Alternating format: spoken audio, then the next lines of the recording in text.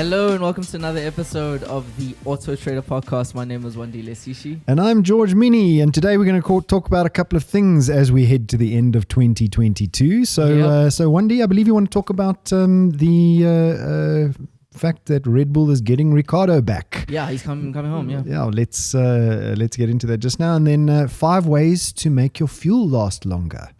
Well, my quick answer to that would be just don't drive, but, we can get into the 5. And then I believe you've had an airport parking problem lately.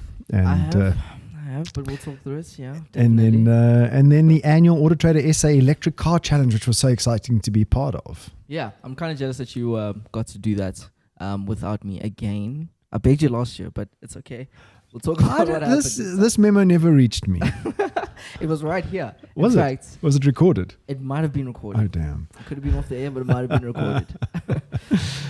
But yeah, so moving on to the first story that you mentioned. So F1 news, Daniel Ricciardo is coming back to Red Bull as their third and test driver. So the third driver if somebody gets sick, and as a test driver to make sure that, on the simulator everything's working. So let's talk about Daniel Ricciardo for a second. Yeah. Everybody seems to be really disappointed in the guy. And that's why he's lost his seat. Disappointed? Okay, for who's everyone? Well, it looks like Sky. It looks like Sky News. Oh, yeah? The media essentially. The media, disappointed in his performance. Yeah.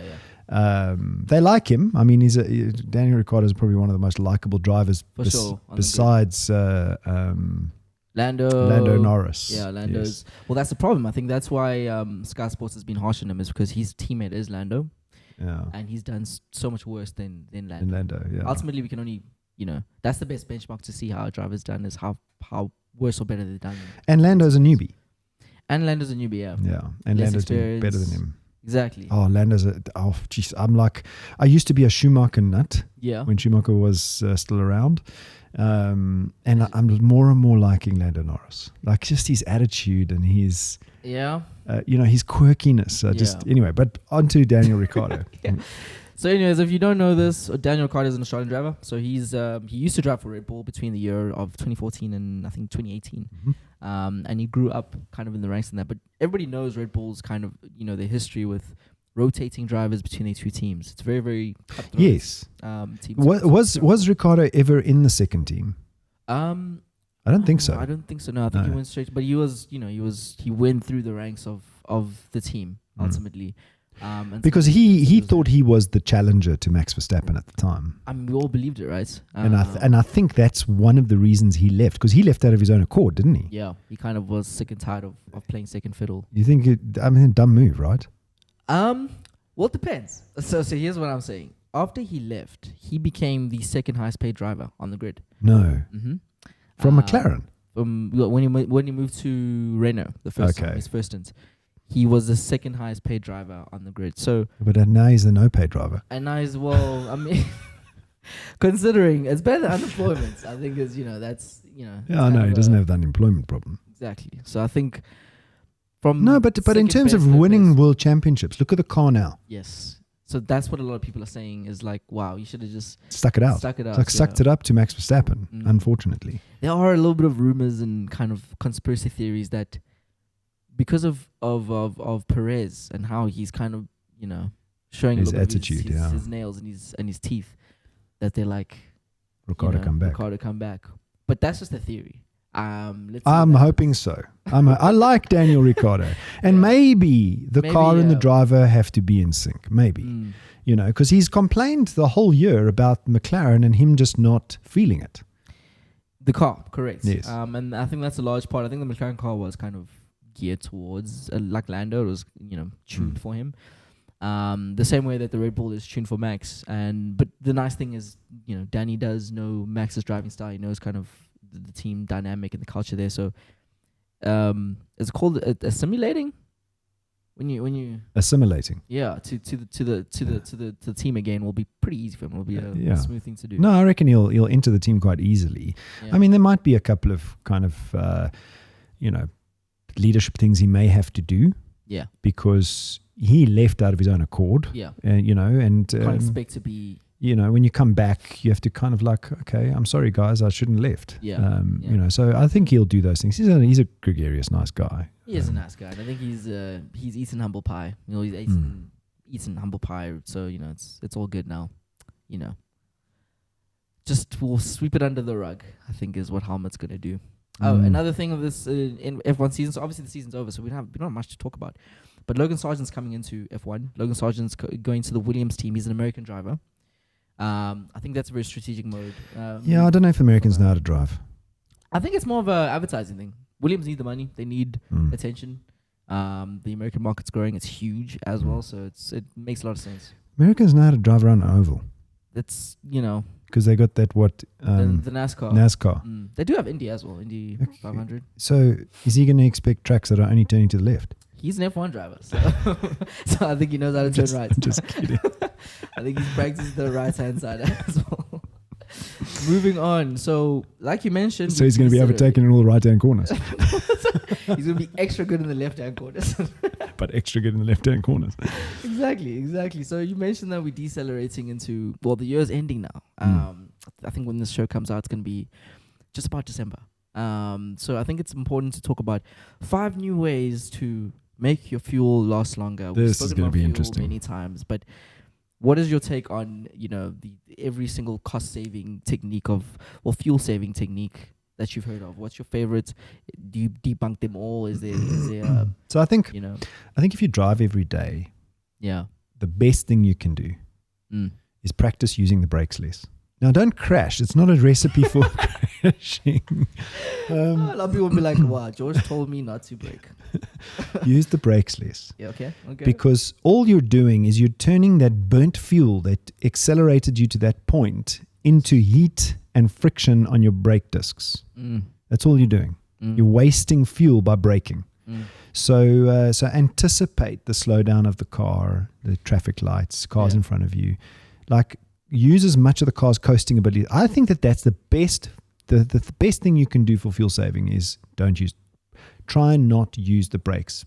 And I don't mean don't use the brakes. I mean let the car coast more. Anticipate stops. So that's with regards to slowing down. Do you think, kind of random question, do you think slipstreaming is a thing that... This is not a F1 race. Do you think getting a slipstream behind a car when accelerating can help you save fuel? To a certain degree. I think that there are so many cars on highways because the only way that that's going to be beneficial is on a freeway, right? Your slipstream's not going to work in town driving. You're doing 30, 40 k's an hour. You have to be moving, You have to be moving, right? So at 120, if you're the only car on the road and there's another car, I would say yes. If you're right on the bumper of that car. If you're in a BMW, then get right behind. If you're right on the bump, which I wouldn't suggest because you're supposed to have 2 cars following distance. 100%. Okay? So at 2 cars following distance, which is the real right way to do it, okay? No, not right on the bumper, you're not going to really have a slipstream effect. The government, they're always trying to ruin, What, slipstreaming? Yes, they ruin everything. When I used to be a cyclist, right? Slipstreaming was the thing. Yeah. And it really does work. Yeah. I've seen videos of people it really does work. Planking on their bicycles. And apparently it works. So the first thing you can do is, these are 5 new ways. So we've spoken about this a few times. Whenever the petrol price goes up and down, we always talk about fuel saving. Well, the one thing you can do is drive with the wind all the time. Drive with the? With the wind. Don't drive against the wind. Oh, yeah. Well, I mean, put a sail on your... Okay. I have to go only this direction now. What does it be like Logan Sargent? Sargent, yes. It's like turning one way. Stick to your strengths. When it's a windy day, drive with the wind. What if you have to go the other way?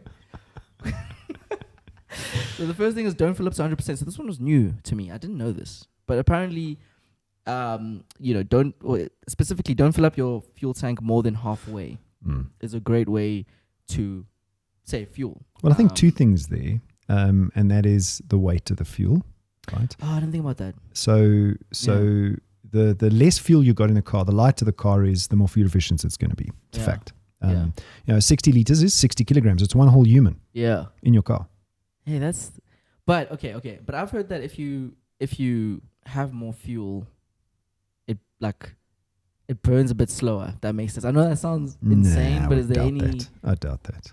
I really not with today's sophisticated engines with injectors. And they timed it. They timed it know perfectly. exactly how much There's no way. in there, I don't think. Maybe in the old carburetor days where it used, it used gravity as well as the air pressure and stuff, and there were mechanical fuel pumps in those days as well. So, but you probably have some pressure from the tank that increased the amount of fuel if your car was full.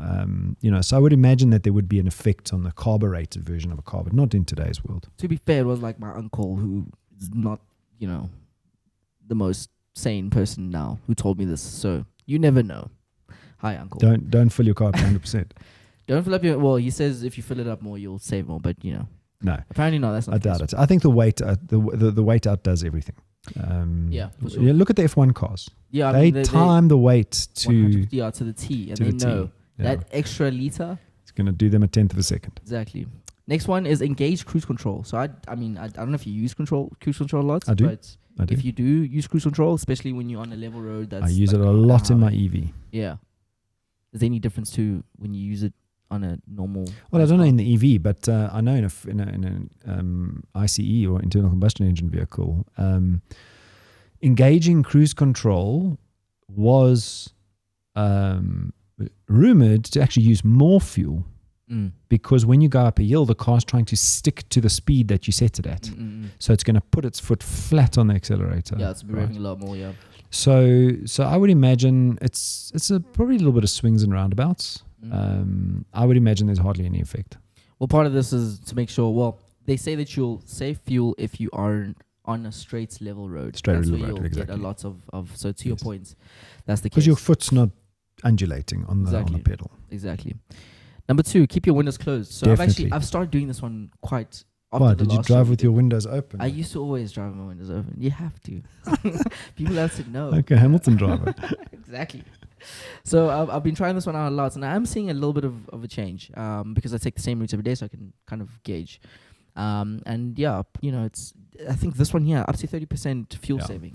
So that's aerodynamic drag. So if the one thing that saves fuel or even battery in your electric vehicle is going to be weight. Yeah. Okay. The other thing, why do you think the BMW iX3 that we're going to get into just now with the Electric Car Challenge? I'm not going to kind of spoil it for everybody. Yeah. But why do you think that car does so well on range? I have no idea. Has it got to do with aerodynamics? It's got to do with weight. Oh, okay. That car is, to my knowledge, 1.7-ish tons. Okay. Other electric vehicles, my Jaguar I-Pace is almost 2.2 tons. So there is a 300-400 kilogram difference there. What about the engine in terms of the battery size on the I-Pace versus the iX3? I-Pace, I'm assuming a little bit bigger. The iX3 is slightly smaller. Okay. But I mean, I think it's like 5 kilowatt hours or something. But the additional weights. But it doesn't make up for the additional. They've just made the car lighter. And it shows in the range. It actually shows in the range. So weight's one big thing, and then the other is aerodynamic drag. So what happens when you open up your window? All the air is going to flow right in and kind of. Well, you're creating a parachute. It becomes like a sail. Yes, it becomes a sail. You're actually stopping the car from moving forward. Yeah. At speed, I'm assuming that's going to be a lot more, obviously, yeah. Yes, and you get the buffeting as well. What's buffeting now? When you open your window and it like that, that horrible sound. Buffeting? Yes, buffeting. And you open the other window and it goes away. I've never even tested that out. I'm always alone. I'm always driving alone. So, one window always. The next one is instead of towering on top. Pretty simple one. So, instead of putting things on top of your car, I've seen a lot of people do that. Just get tow your additional pack or your additional luggage, and that'll save you a little. So again, that's aerodynamic drag. Yeah. Remember, when you're towing a trailer, first of all, the trailer is supporting the weight of what's in it through its own wheels. Okay, so you have to overcome rolling resistance. So that's negative impact on fuel. I love it when you do. I love when you get scientific. So that's rolling resistance, right? Yeah. But the benefit from the aerodynamic drag, which is as the air is flowing over the car, it's flowing over the trailer.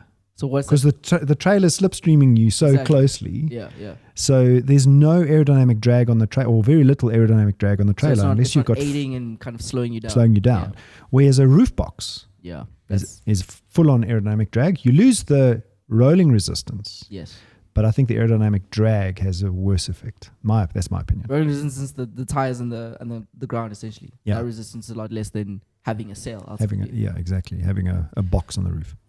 This the more you know. The last one is don't drive aggressively. I put this one here on purpose. Well, driving aggressively is accelerating and then braking. So it comes down to the smooth use of an accelerator and trying to brake less. A lot of these have a lot of similarities. It's got to do with, once again, the two different things: weight and aerodynamics, having some sort of control. And I guess here there's a new layer that we're adding, which is just don't drive badly. Just don't drive badly. Just drive smooth. Drive an EV. You'll be quiet and calm. That's not what I said. There'll be birds going on here. Yeah, just above my fingers. Just nice and smooth. You can take off and beat the GTI. You know, everybody wins. Moving on. Airport parking tips for a hassle-free journey. It is December. People are going to be flying a lot. Before we get to the airport, sorry. Yes. Did you see the GTI outside? I did see it. I think it was new Golf R. R, yes, the new Golf R. Yeah. Well, I mean GTI shape. Yeah, and it's parked next to my your car. iPace. Yeah. Yeah.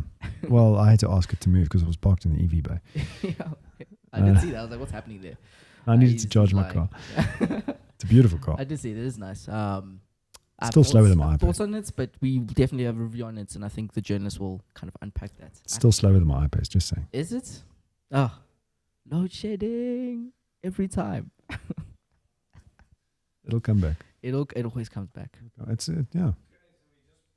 Well, my GTI. I don't have a GTI. My iPace is faster than that Golf R. Just saying. It's allegedly. We'll put it to we'll put it on a track and see. No, last year we did the race. I mean, this is a Golf R. This is the new Golf R. So you just never know. You never know these things. Golf R. Golf R. Schmolf R. Moving on.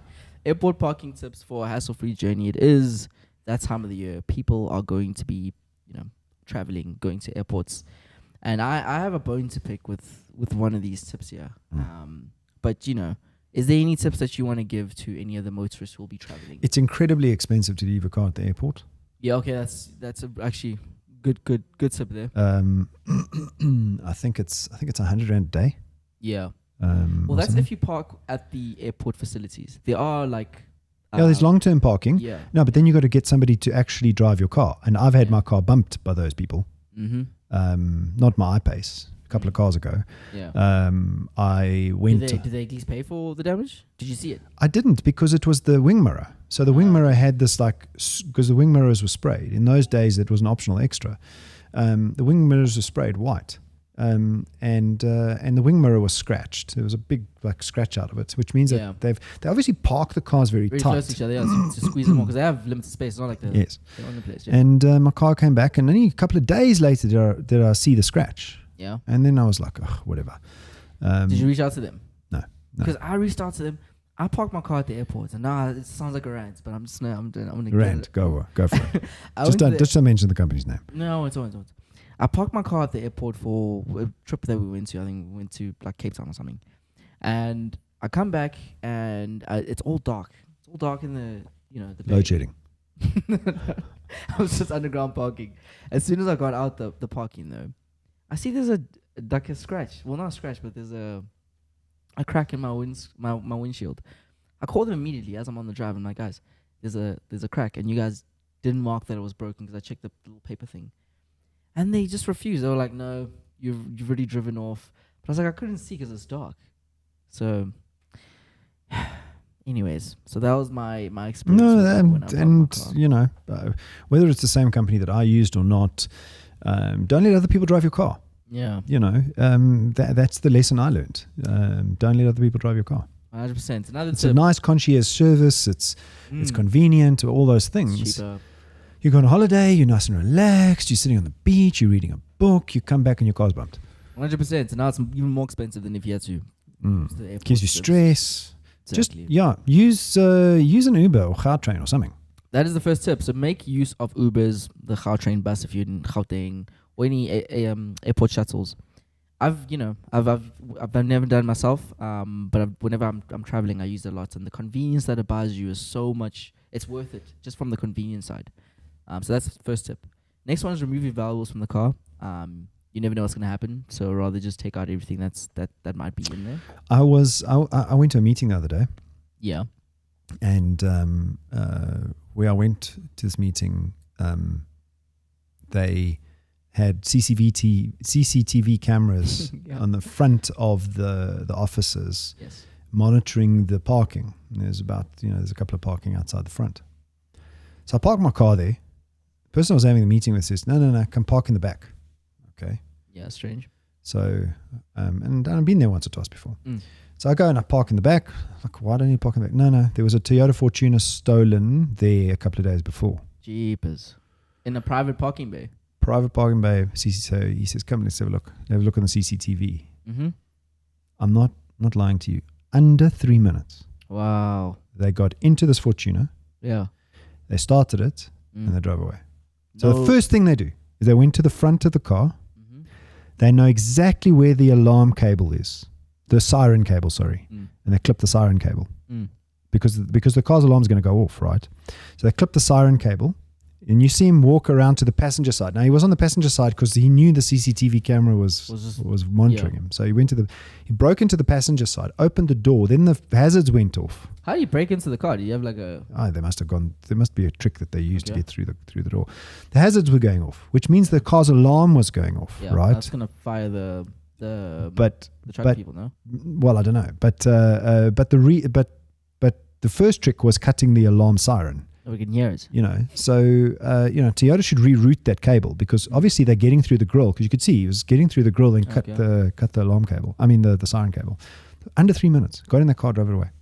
Yeah, that's brand new white Fortuner. Mm.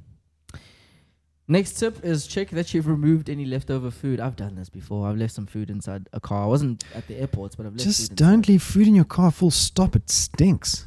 Yeah, but if you go to the mall and you have, like, let's say you went shopping or something. There's bins around. No, you just came back from the grocery store, and then you have to go buy a new pair of shoes or something, and your groceries in the back, they're gonna get cooked. For sure. Yeah. Final answer, it happens. Fourth tip is valet parking is the easiest option if you can afford it. So this is back to kind of our story that we had earlier. If you can use valet service, they bump your car, hey. And they destroy your windscreens. Don't trust them. I don't know. It's an option. I don't know. Use them if you want to, if you think that they're not going to bump your car. But I've had a bad experience. Wandi's had a bad experience. Not so sure. Yeah, 100% of the people that we've spoken to have had a bad experience. Love your statistician work. And the last one is nowhere to go. So this is very hard to do. Airports are huge these days, especially the Cape Town one is so confusing. But if you know kind of where to go, where to park, you could save yourself a little bit of fuel in kind of going around there. Now, before we leave, George, you recently did the electric car challenge, and I don't want to really, I'm not going to try and drive you down a rabbit hole. I just want you to tell us exactly what is the electric car challenge, and why do we do it, and what was the findings from this year's one? Because we've done it before. Yeah, no, we've done it before. So we pioneered this thing as AutoTrader, and our objective here is to test the cars year after year in the same conditions. Yeah, this is electric cars. Electric cars, yeah, only electric cars, in the same conditions. And the reason we want to do this is because, first of all, WLTP, right, which is the range that a car is quoted to have, it's not a lie. Okay, so they actually drive the car for a little bit, and then they extrapolate the values, and they get to it's a mathematical way to get to the number. Yeah. But the thing about WLTP, and this is the range that's, just for context, this is the range that the manufacturers say that correct the range is of the car. Yes. Okay. The thing about WLTP though is it is done under the car's perfect design conditions. So I'll give you an example. The Jaguar I-Pace, my car, is sported to do anywhere between, I think it's 420 and 460, 70 kilometers or so.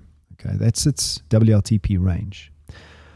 I never get more than 320 kilometers out of the car if I had to kind of go to zero, which I don't. Okay. Yeah.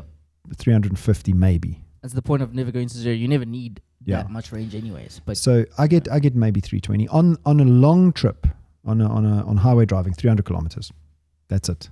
It's not going to go more than 300 kilometers. Probably 290. Okay, and on highway fast driving. So there is a difference between the perfect conditions, and what I mean by perfect conditions, it's not only perfect conditions in terms of wind, weather, heat, cold, not those kinds of conditions only, but also driving conditions, style, the driving style, right? So for instance, my Jaguar I-Pace will more than likely do in the 400s, okay, if it's driven at 90 kilometers an hour. Okay. But who drives at 90 kilometers an hour on a highway in South Africa? Yeah, it's nobody. Hardly anyone. Yeah. So we drive the cars at 120 kilometers an hour, constant speed. So last year we did 3 EVs in 2021: the Jaguar I-Pace, BMW i3, and the Mini Cooper SE. Yeah. And we drove them on public roads around Joburg and Pretoria, and then on the Geotech Oval. And it was a massive success. We then calculated the ranges of those cars, and we put the data out to the public. And basically, we're trying to get owners to understand this is how far your EV can go. Yeah. In South Africa, hot climate, etc. In 2022, we drove 4 EVs. On the battery challenge, the Volvo XC40 P8 Recharge, BMW iX3, the Jaguar I-Pace Black, and the Audi e-tron Quattro 55 Advanced. So basically, we've added new cars because there has been new cars, and it's important to kind of update the results from last year. Yeah, I mean, the only car that's common between 2021 and 2022 was the Jaguar I-Pace. Now, it was the later facelift, which has the new software. There's nothing else that's different on the car except the software, which apparently gets a little bit more battery range, and it did. We could see it. I think my car got 272 or 3 kilometers last year on the oval. This year, I think the I-Pace got. Well, I'm not going to say. Go watch the series. Sure. So ultimately, we do this so we can answer the question of how far can an EV go. Ultimately, that's kind of... Yes. So we set the air conditioner at 21 degrees, which is normal, and we drive non-stop at 120 kilometers an hour until the car gauges 10%, because nobody's going to drive below 10%. In the first ElectricCarChallenge last year, 2021, we drove it to 0. Yeah. And we learned that nobody's going to do that. So there's no point in doing it. So 100%. We drove the car to 10%, each car to 10%. And the results are going to be surprising. Go and watch the videos. 100%. So if you want to check out that video, it is currently sitting at, if you just go to YouTube and type in @AutoTrader SA, you'll find our YouTube channel there. And all the antics that George and the team were up to is up there. So it was a lot of fun. It was a hell of a lot of fun. And there's a special guest this year. So, check it out. It's going to be really fun. Well, it is fun. And find out more about EVs. That's all the time we have for today. No F1. So go Norris. Yeah, too. Go Ricardo. Yeah.